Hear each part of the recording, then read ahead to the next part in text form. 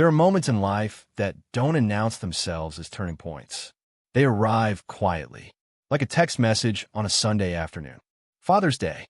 The sun was still high over the rooftops, and I was down on one knee in the backyard next to a rotted fence post I'd been meaning to replace for 2 weeks. Work gloves on, post digger lying in the dirt beside me. The kind of ordinary afternoon that asks nothing of you. And then my phone buzzed. I pulled off one glove, picked it up, and squinted at the screen. 6 words. Thomas is busy. Maybe call next week. No period. No warmth. No nothing.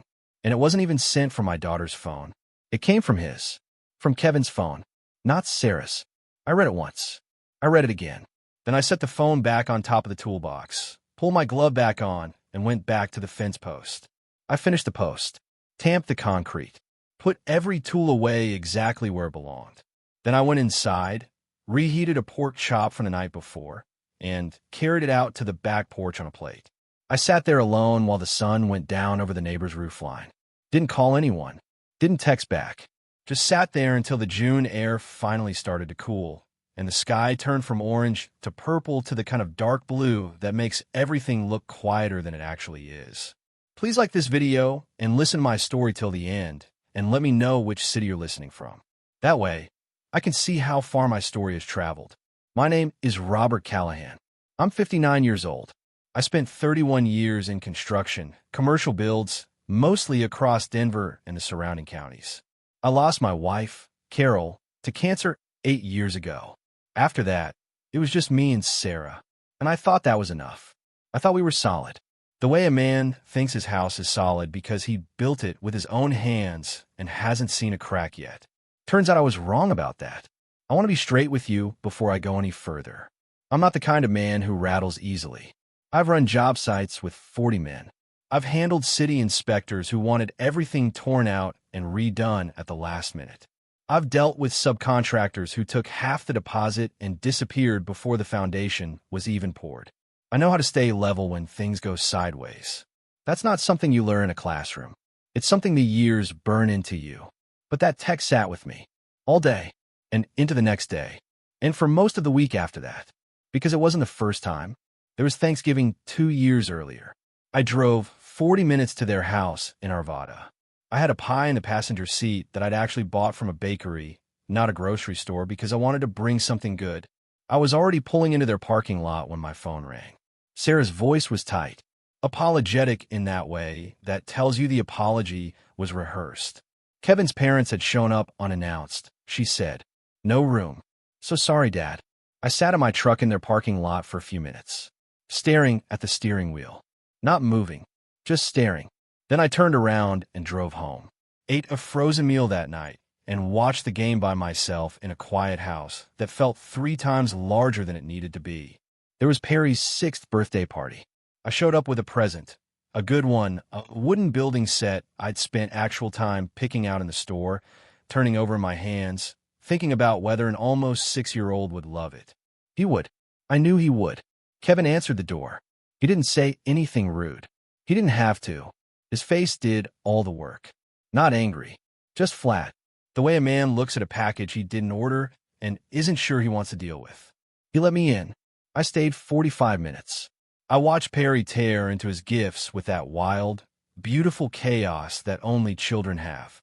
I gave him a hug that he leaned into without hesitating, the way kids do when they haven't been taught yet to hold back. And then I left before dinner.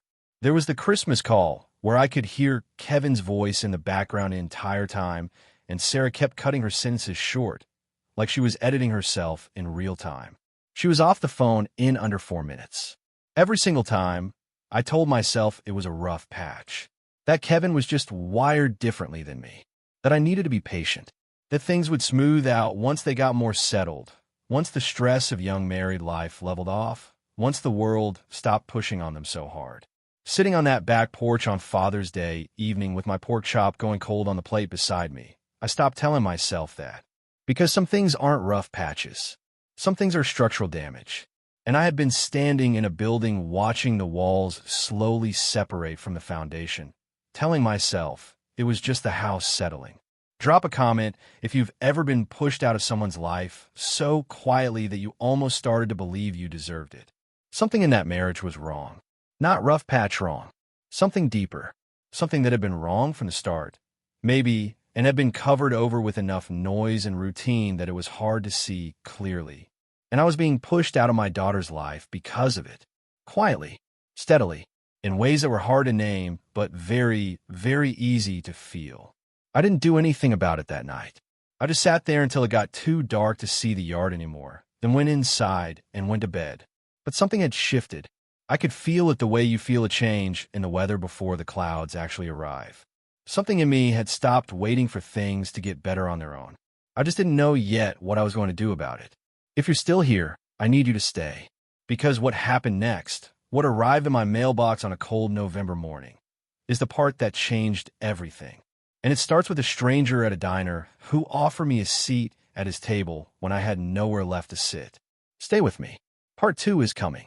About 3 weeks after that Father's Day, I walked into Patty's Diner on Colfax for breakfast. I've been going there most mornings since I retired. It's one of those places that hasn't changed since 1987. Same orange vinyl stools at the counter, cracked just enough to show the foam underneath. Same laminated menus with the coffee rings worn into the corners over decades of mornings. The same woman named Sandy who's been refilling cups there since before I had gray hair, who never asks how you're doing because she can already tell from the way you sit down. Real eggs. Cheap coffee. Nobody asks you anything. It was exactly the kind of place a man goes when he needs to feel like the world is still the same shape it was yesterday. That particular morning, every stool at the counter was taken. I grabbed a booth near the front window, the one that catches the morning light and looks out onto Colfax, where the city is already moving before most people are fully awake. I was looking at the menu I already had memorized when the man in the booth behind me leaned over the partition. He was mid-60s, the kind of face that had laughed a lot. His wife was beside him, silver-haired, with the careful, warm eyes of someone who has spent decades paying attention to people. "We've got room on this side. If you'd rather not sit alone," he said. My first instinct, and I want to be honest about this, was to say no, to say I was fine. Thanks anyway, I'm good right here. Because that is what I had been doing. Sitting alone, telling myself I was fine, getting very practiced at it. Instead, something made me say yes. Sure, appreciate it. His name was Glen Harmon. His wife was Norma. Glen had spent 35 years as an accountant. Ran his own small firm for the last 12, mostly small businesses and contractors around the Denver metro. The kind of quiet, careful work that holds other people's lives together without anyone noticing. Norma had taught middle school English for 28 years. She had the particular stillness of someone who has spent most of her life truly listening to people who hadn't quite learned yet how to say what they meant. They had 3 kids and 6 grandchildren. And they had been coming to Patty's every single Saturday morning for over a decade. It's the one thing on the calendar, Norma said, stirring her coffee slowly, that neither of us has ever canceled. We talked for almost 2 hours. The food was long gone. Sandy had refilled our cups 3 times. I hadn't noticed any of it. And somewhere between the second cup and the moment the check arrived, it came out. All of it. Sarah, Kevin, the Thanksgiving call in the parking lot. The birthday party and the flat look on Kevin's face. The Father's Day text from a phone that wasn't my daughter's. I hadn't planned to say any of it. I don't make a habit of telling strangers my business. I am not, by any definition, an easy man to open. But Glen listened without jumping in to fix it, without filling the silences with noise, without offering solutions I hadn't asked for. And Norma asked a couple of quiet questions that weren't nosy. Just careful, and careful is a different thing from nosy. The kind of questions that tell you someone is actually tracking what you're saying, not waiting for their turn to speak.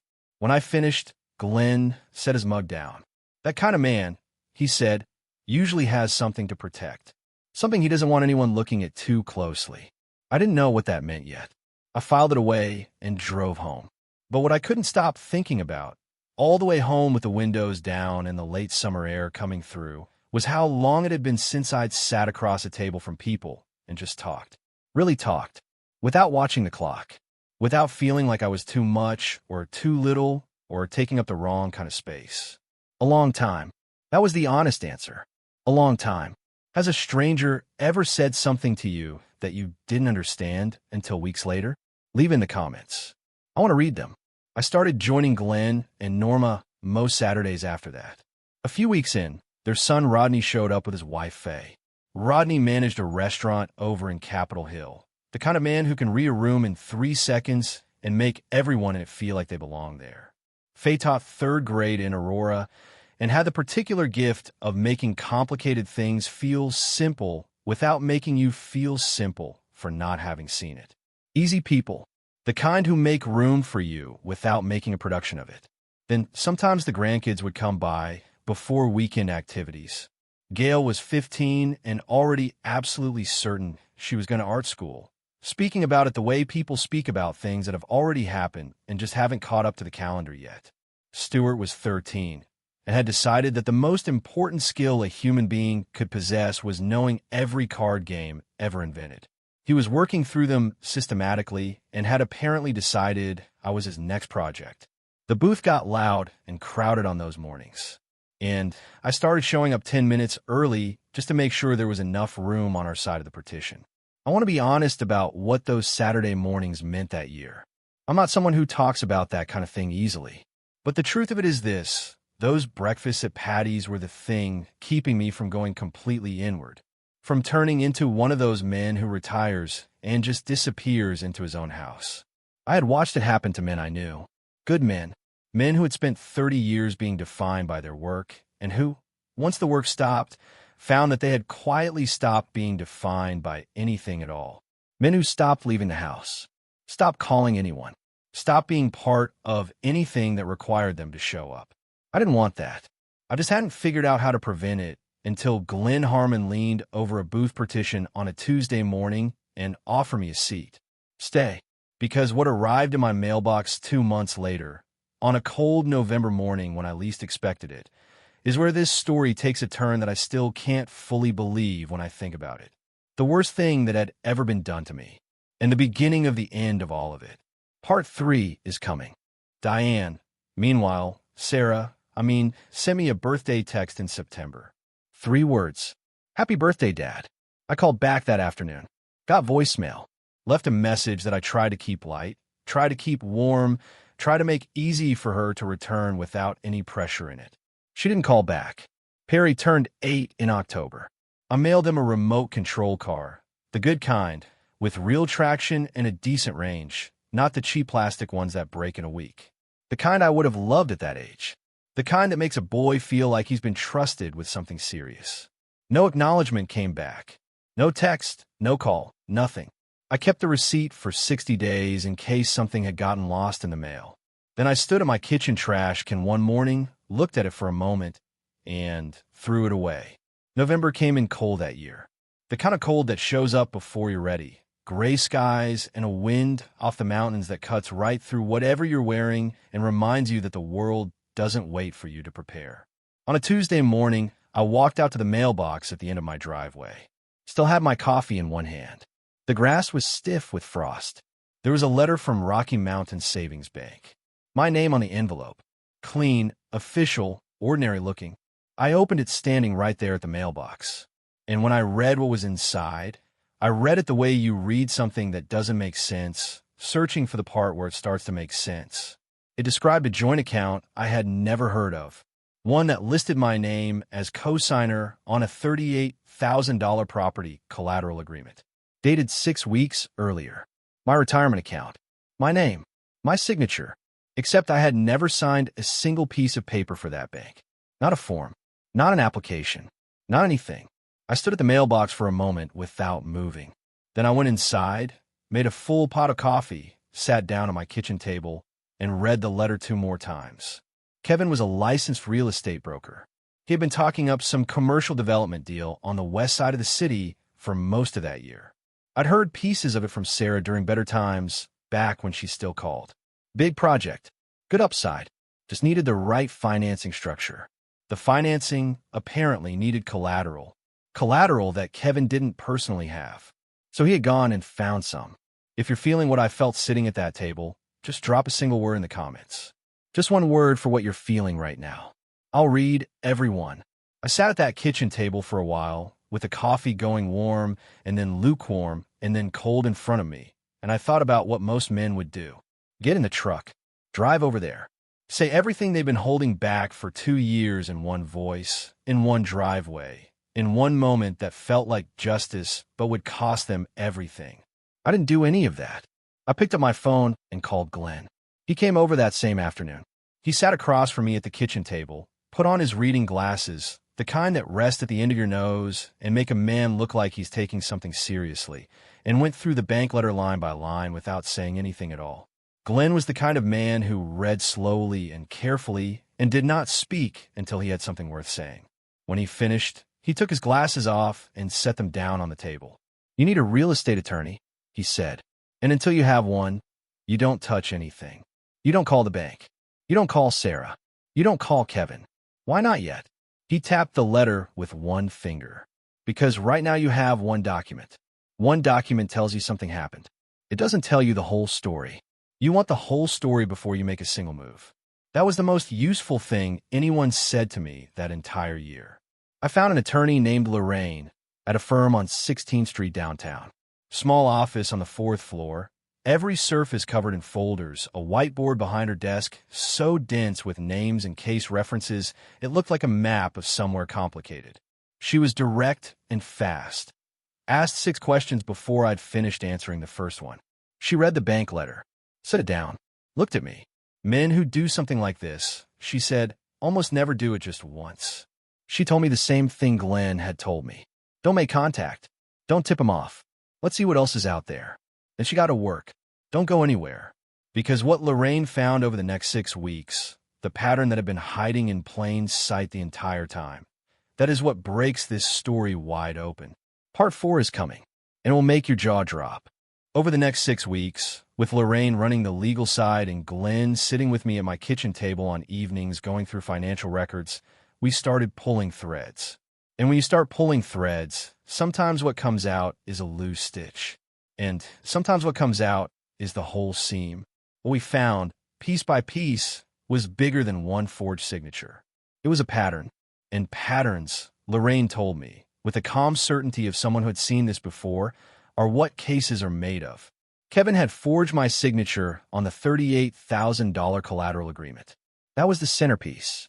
But while Lorraine was working through the paper trail on that, she came across 3 separate complaints already filed against him with the Colorado Division of Real Estate.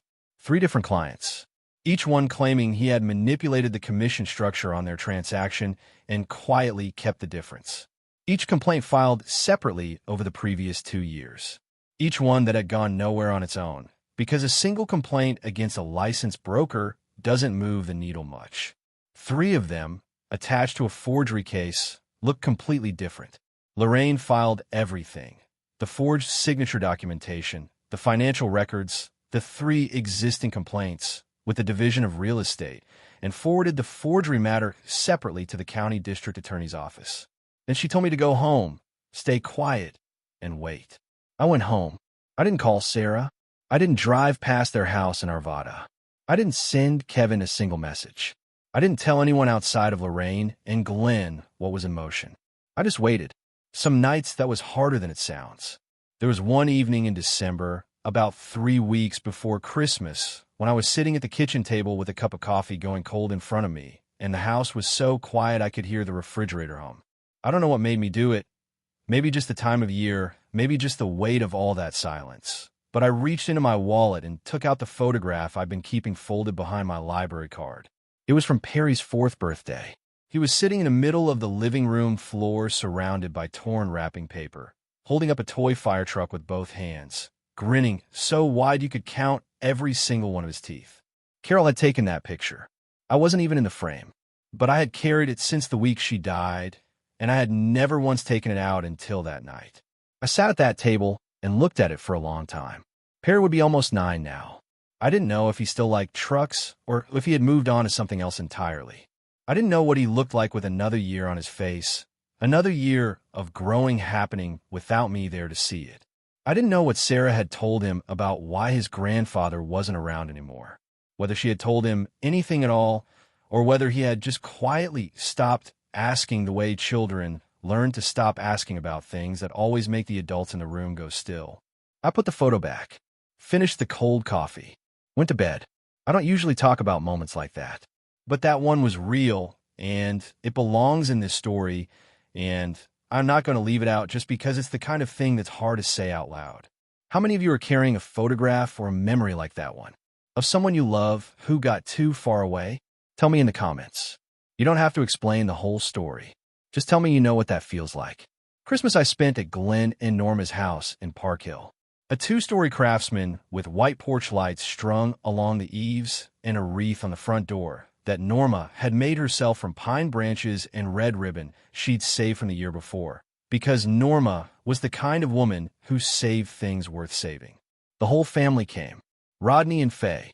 Gail with a thick novel she kept disappearing behind between conversations, surfacing just long enough to say something sharp and funny before going back under.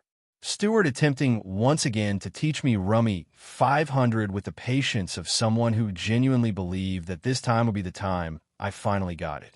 Norma made a glazed ham, sweet potatoes, green bean casserole, homemade dinner rolls that made the whole house smell like something that no longer exists in most of the world, and 2 pies. She packed my leftovers in a bag big enough to last most of the week and made me promise. The way Norma made you promise things, looking right at you until she was satisfied you meant it, to eat the rolls before they went stale. After dinner, Glenn and I sat in the living room while the younger ones took over the television in the other room. The house smelled like pine and cooked sugar and would smoke from the fireplace. And from the other room, I could hear Gail explaining something to Rodney with great authority. Glenn asked how I was holding up. I told him the truth. Okay, most days. Some nights not great. He nodded like that was exactly the right answer and didn't try to improve on it. Didn't try to silver lining it or reframe it or fix it into something more comfortable. Just nodded, and we sat there together in a warm house on Christmas evening, and that was enough. Driving home through empty streets that night, I thought about Perry, about where he was at that moment, what the evening had looked like in that house in Arvada, whether anyone had mentioned me, whether he had asked. I wondered what story had been built around my absence over the past couple of years, whether I was too busy, too far, or just someone who didn't show up, whether in the version of the world that was being constructed around my grandson, I was slowly becoming someone who had never quite been there at all. I didn't let myself sit with those thoughts for long, but they were there, and the only thing you can do with thoughts like those is keep going. Stay with me, because February is coming. And February is when the phone rings and everything changes. The moment I had been waiting for without knowing how long I'd been waiting. Part 5 is the end of this story, and it's the part one most need you to hear. February, a Wednesday afternoon, gray sky, patches of old snow, still frozen hard along the curb from storm 2 weeks before that hadn't quite given up yet. I was in the garage going through a box of old hardware, bolts, brackets, hinges I'd saved for various jobs over 31 years. The kind of accumulation that happens when you spend a life building things and can't quite bring yourself to throw away anything that still has use left in it. My phone rang. Lorraine. I wiped my hands on my jeans and picked up. She didn't waste time. The Colorado Division of Real Estate had completed their investigation. Kevin's license had been suspended pending a formal revocation hearing, with full revocation expected based on the weight of evidence. The DA's office had opened a criminal file on the signature forgery. And the commercial development deal, the one that had needed my retirement account as collateral, the thing he had spent the better part of a year building, had collapsed entirely when the financing was pulled after the collateral was flagged as fraudulently obtained. Everything Kevin had spent the better part of a year constructing had come down in about 90 days. Anything else I need to do? I asked. Nothing, Lorraine said. It's in the system. It'll run its course. I thanked her, hung up, and stood in the garage for a while without moving. The box of hardware was still on the workbench in front of me. A cold draft was coming in under the side door I hadn't gotten around to weather stripping yet. Outside, nothing had changed. The gray sky was still gray. The frozen snow along the curbs was still frozen. I hadn't made a single accusation, hadn't raised my voice, hadn't shown up anywhere I wasn't supposed to be. I had gathered the facts, put them in front of the right people, and stepped back. That was it. That was the whole thing. I picked up a handful of old bolts, sorted them by size, and put them in the right bins. Then I went inside and made dinner. Tell me in the comments. And if you've dealt with something similar, share your story. You're not alone. Subscribe for more stories about standing your ground and reclaiming your life. It was a Saturday morning in April when Sarah called. Not a text, an actual call. Her name on the screen on a Saturday morning, and something in my chest shifted the moment I saw it. I picked up on the second ring. She didn't say hello. She said, "Dad, I need to come see you." Her voice was different, quieter than I remembered it, like something had been let out of it, something that used to hold it up, and what was left was just her, just my daughter, stripped of everything that had been layered over her for years. "Come over," I said. "I'm home." She pulled up about an hour later. I watched from the front window as she sat in her car for a full minute before getting out, just sitting there with both hands on the wheel, looking at the front of the house the way you look at something you left a long time ago and aren't sure will still receive you. Then she got out, walked up the front path, and I opened the door before she could knock. She looked like she hadn't slept properly in days. Pale, tired around the eyes, holding a manila folder against her chest with both arms crossed over it like it was something she needed to protect, or maybe something she needed protection from. She came in without saying anything, walked straight to the kitchen, sat down at the table, and didn't take her coat off. She set the folder on the table between us. It was a printout of public court records. Kevin's name, my name, the forged signature, the DA case number, the Division of Real Estate filing. She had found it herself, worked through the public database on her own, printed every page. "Dad." Her voice was just above a whisper, and it had the sound of someone who's been holding something too heavy for too long and has finally set it down. "I didn't know." "I know you didn't. The signature, your account. He used your name, and I had no idea he—" She stopped, put her hand flat on the table, and held it there, pressing her palm down like she needed to feel something solid. "Why didn't you tell me? When you found out, why didn't you call me right away?" I thought about how to answer that honestly. Because if I'd called you, you would have had to choose between what I was saying and what he was saying. I didn't want to put you in that spot. I paused. I wanted you to find it yourself, so you'd know it was real, so nobody could tell you otherwise. She looked down at the folder for a long moment. Outside, I could hear the neighbor's dog barking a few houses down, a car going by on the street. Normal Wednesday, sounds happening around something that wasn't normal at all. "You told me you were the problem," she said quietly. "You said a lot, that you were difficult, that you caused tension whenever you were around, that things were easier when you weren't there." She shook her head slowly, and when she looked up, her eyes were red at the edges, and she didn't try to hide it. And I let myself believe it, because it was easier than figuring out what was actually going on.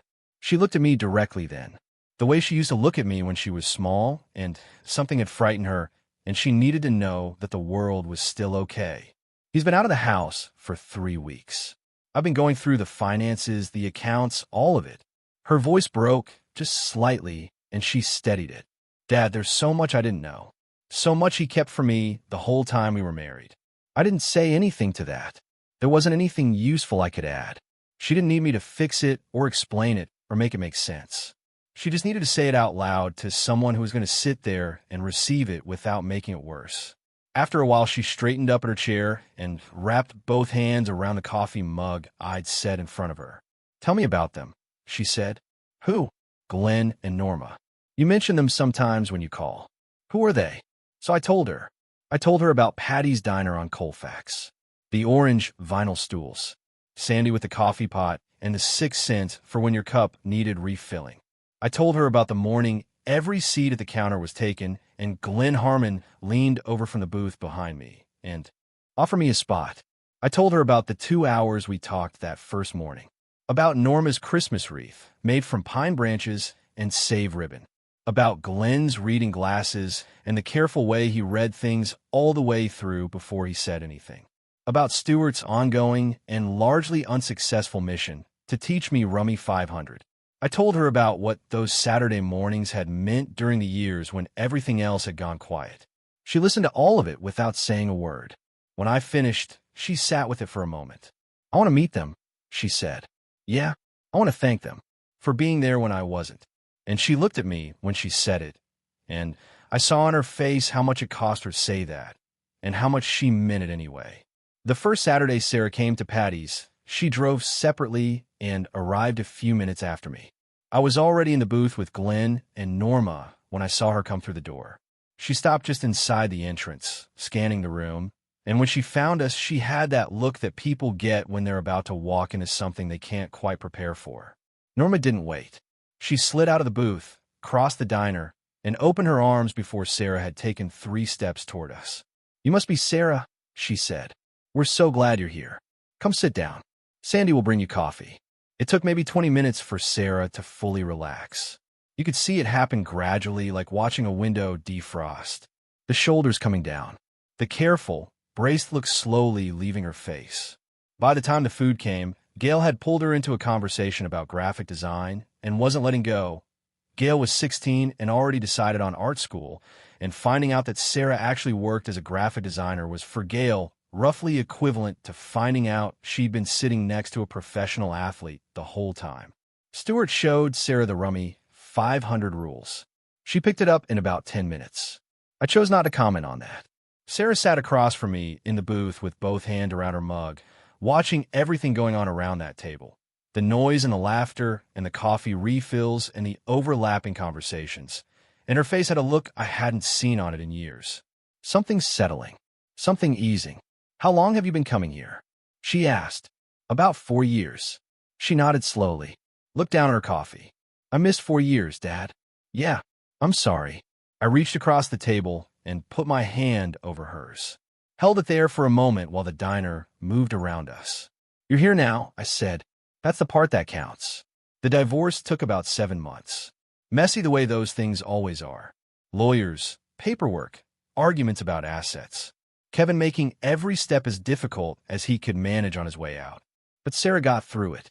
She and Perry moved into a rental about 12 minutes from my house. Close enough that I can be there fast if she needs anything. Close enough that I can hear it in her voice over the phone and be at her door before she's finished the sentence. Perry was 11 by then. Quiet kid. Watchful. The kind of boy who takes in more than he lets on, who processes things from the inside out, who you can tell is working through something by the particular way he goes still. He didn't say a whole lot those first few weeks. He didn't need to. He was there, and that was enough to start with. A few Saturdays later, Sarah brought him to Patty's for the first time. Perry walked in ahead of us, looked around the diner once, taking it all in, cataloging it, and went straight for the window seat like he'd been saving it. Ordered chocolate chip pancakes without opening the menu. Glen shook his hand away. One man shakes another man's hand. Firm, straight, no talking down in it, no performance of being good with kids. Just one person greeting another person with full respect. Perry stood up a little straighter for it, without realizing he was doing it. Norma asked him about school, and actually remembered what he said, which impressed him the following week when she brought it up again like it mattered, because to her, it did. Stuart taught him Rummy 500. Gail informed him that he was folding his breakfast burrito completely wrong and demonstrated the correct method in detailed and authoritative steps, which Perry accepted with the seriousness that the instruction apparently deserved. I'm teaching Perry chess now. Slowly. No rushing. No shortcuts. Letting him work the moves out on his own and feel the satisfaction of figuring something out rather than being handed the answer. Last week he beat me for the first time. He didn't celebrate. Didn't make a thing of it. He just looked up from the board with a very serious expression. The expression of someone who has been quietly working towards something for a long time and has arrived, and said, "Good game, Grandpa." Then he started resetting the pieces for a rematch. I'll let him win that one, too. I'm not going to tell him that. Saturday breakfast is a standing appointment now. It goes on the calendar the way Glen and Norma have always put it on theirs, as something you don't move, don't reschedule, don't give away for something less important. Because the things that hold your life together deserve to be treated like the things that hold your life together. I've been a builder my whole working life. 31 years of it. And the thing about construction, the thing you learn not from books, but from standing on sites and watching structures go up and come down, is that everything depends on the foundation. You can have the best lumber, the best windows, the best roof. But if the foundation shifts, you feel it in every wall, every floor, every corner of the structure. It shows up slowly and then all at once. What Kevin did over those years was work on the foundation, quietly, in ways that were hard to see until enough damage had been done. A comment here, a canceled visit there, 6 words on Father's Day from a phone that wasn't my daughter's. I wasn't the problem. It took 4 years and a county court filing to make that undeniable. But here's the thing I keep coming back to. The best decision I made wasn't hiring Lorraine. It wasn't the documentation or the DA referral or any of the legal work, as important as all of that was.